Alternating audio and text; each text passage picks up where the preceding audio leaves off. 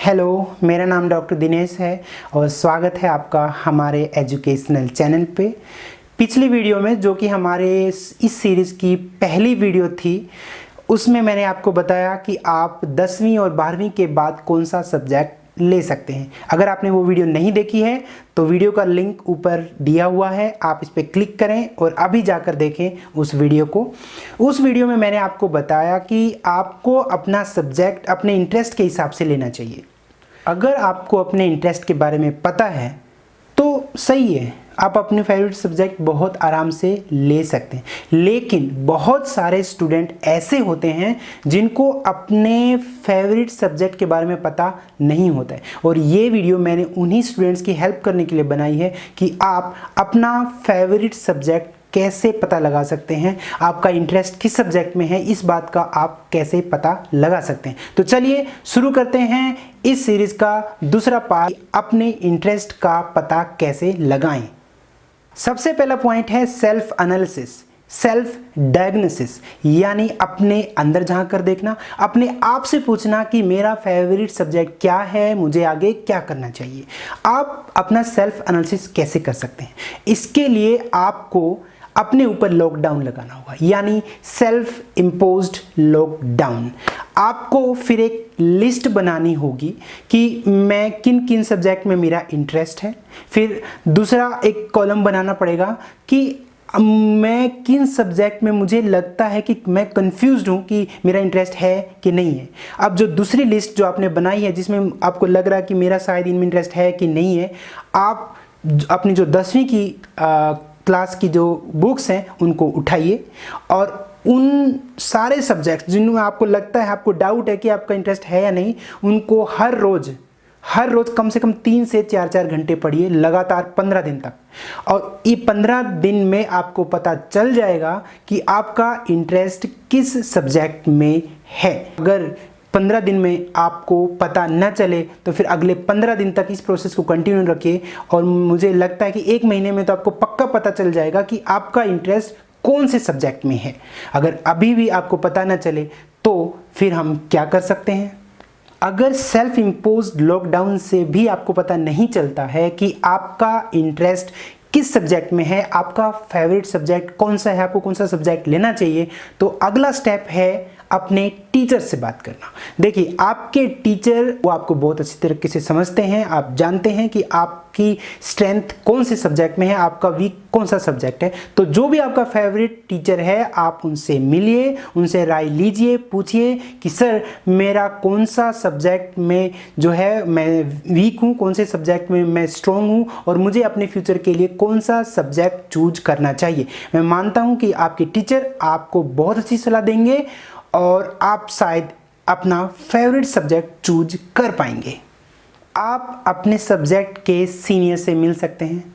वो बच्चे जो आपका सब्जेक्ट पढ़ रहे हैं, जो आपको लगता है कि आपका फेवरेट सब्जेक्ट हो सकता है, आप कंफ्यूज्ड हैं, उस सब्जेक्ट को पढ़ने वाले स्टूडेंट से आप मिल सकते हैं, उनके एक्सपीरियंस आप पूछ सकते हैं। उनके एक्सपीरियंस से भी आपको बहुत कुछ जानने को मिलेगा। वो जो भी पॉजिटिव बातें आपको बताएं उनको आप पकड़ लीजिए, और अगर कोई नेगेटिव चीज़ बताएं, कोई नेगेटिव बात बताएं तो उसको आप छोड़ दीजिए।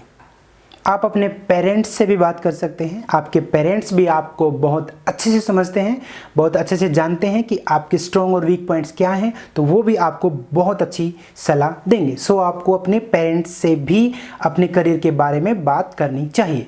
उसके बाद आप जो है प्रोफेशनल हेल्प भी ले सकते हैं। करियर काउंसलर होते हैं जो आपसे कुछ सवाल पूछते हैं आपके बैकग्राउंड के बारे में, आपके इंटरेस्ट के बारे में, आपकी स्टडीज़ के बारे में, और फिर वो एक इवैल्यूएट करते हैं और उसके रिजल्ट के बेस के ऊपर वो आपको बताते हैं कि आपका इंटरेस्ट किस सब्जेक्ट में है, और उस बेस पे आप अपना फेवरेट सब्जेक्ट जो है ना वो चूज कर सकते हैं। मैं बच्चों के पेरेंट्स से भी रिक्वेस्ट करूँगा कि जब आपका बच्चा आपसे पूछने आए, आपसे बात करे, अपने वीक और स्ट्रॉन्ग पॉइंट बताए, तो उसके साथ एक दोस्त की तरह बात कीजिए, एक अच्छे से बात कीजिए, उसकी बात को समझिए और उस तरीके से आप फिर उसको सलाह दीजिए ताकि लाइफ में वो आगे बढ़ पाए। मैं उन स्टूडेंट्स को बोलना चाहूँगा जिनको अपने इंटरेस्ट के बारे में नहीं पता, अपने फेवरेट सब्जेक्ट के बारे में नहीं पता, ये कोई बड़ी बात नहीं है। आप जिस टीनेज उम्र में आप हैं उसमें ये चीज़ बहुत नॉर्मल होती है और आप इस चीज़ को एक पॉजिटिव तरीके से भी ले सकते हैं। आप खुश भी हो सकते हैं कि क्योंकि आपको अपना इंटरेस्ट नहीं पता तो आप अपना कोई भी सब्जेक्ट जो है ना चूज कर सकते हैं, बस आपको मेहनत करनी पड़ेगी। इसलिए आप जो भी सब्जेक्ट चूज करो उसको सोच समझकर चूज करो ताकि आप उसमें लाइफ में आगे बढ़ पाओ। मैं एक बात और आपको बताना चाहूँगा कि वक्त के साथ आपका फेवरेट सब्जेक्ट बदल भी सकता है, आपका इंटरेस्ट चेंज भी हो सकता है। मैं खुद उसका एक लाइव एग्जांपल हूँ। मैं अपना एक्सपीरियंस आपके साथ शेयर करना चाहूँगा। जैसा कि मैंने पिछले वीडियो में आपको बताया कि जब मैंने 11th स्टैंडर्ड में एडमिशन लिया था तो मैंने सिर्फ इसी बेस पे एडमिशन लिया था कि मेरा मैथमेटिक्स में इंटरेस्ट है तो मैं नॉन मेडिकल लूँगा। बीएससी सेकेंड ईयर तक मेरा प्लान यही था कि मैं एमएससी मैथमेटिक्स ही करूँगा, लेकिन वक्त बदला और बीएससी करते करते फाइनल ईयर में आते आते मेरा इंटरेस्ट जो है ना फिजिक्स में ज़्यादा हो गया। ऐसा नहीं है कि मेरा मैथमेटिक्स में इंटरेस्ट नहीं था, लेकिन मेरा फिजिक्स में मैथमेटिक्स से ज़्यादा इंटरेस्ट हो गया और मैं सोचने लगा कि मैं एमएससी फिजिक्स करूँगा।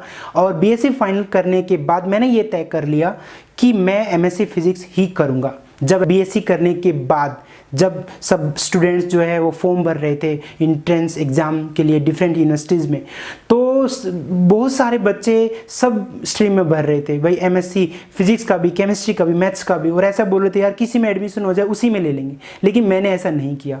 मैंने सिर्फ और सिर्फ एमएससी फिजिक्स के लिए ही हर यूनिवर्सिटी में भरा, चाहे वो एमडीयू हो, केयूके हो, जेएनयू हो, डीयू हो, ये सब यूनिवर्सिटीज़ में मैंने सिर्फ एमएससी फिजिक्स का ही फॉर्म भरा। हालांकि ये बहुत रिस्की था क्योंकि हर यूनिवर्सिटी में हर कोर्स के लिए लिमिटेड सीट्स होती हैं, तो ऐसा भी हो सकता था कि मेरा एडमिशन नहीं होता तो मेरा एक साल बर्बाद हो सकता था।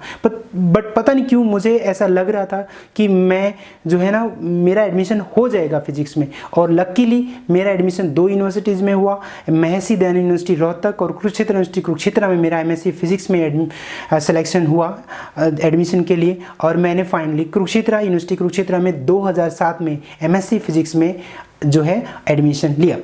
तो ये मेरा एक्सपीरियंस था कि आपका इंटरेस्ट वक्त के साथ बदल भी सकता है। तो मुझे उम्मीद है इस वीडियो को देखने के बाद शायद आपको पता चल जाएगा कि आपका फेवरेट सब्जेक्ट कौन सा है। तो आप हमें को कमेंट करके नीचे बता भी सकते हैं कि आपका फेवरेट सब्जेक्ट कौन सा है, और अभी भी आपके दिमाग में कोई डाउट है, कोई क्वेश्चन है तो आप कमेंट में हम लिख कर आप पूछ सकते हो। मैंने वीडियो के डिस्क्रिप्शन में जो है अपना ईमेल एड्रेस भी डाला है, आप मुझे ईमेल भी लिख सकते हैं। इस चैनल का फेसबुक पेज है www.facebook.com/physicsify, आप उस पर जाके आप मैसेज भेज सकते हैं, आप कमेंट भी लिख सकते हैं, उसमें उसका भी मैं आपको जवाब देने की पूरी कोशिश करूँगा। इस वीडियो के लिए इतना ही। अगली वीडियो में मैं आपको बताऊंगा कि अगर आपको पता तो चल गया कि आपका इंटरेस्ट किस सब्जेक्ट में है, लेकिन वो सब्जेक्ट में आपको ऐसा लग रहा है कि शायद मुझे जॉब नहीं मिलेगी, और मिलेगी तो शायद ज़्यादा उसमें सैलरी नहीं होगी, तो फिर आपको क्या करना चाहिए? क्या आपको अपना जो इंटरेस्टिंग सब्जेक्ट है वही लेना चाहिए या फिर आपको कुछ और करना चाहिए? तो अगली वीडियो में फिर से मिलते हैं, तब तक के लिए take care, bye, thank you.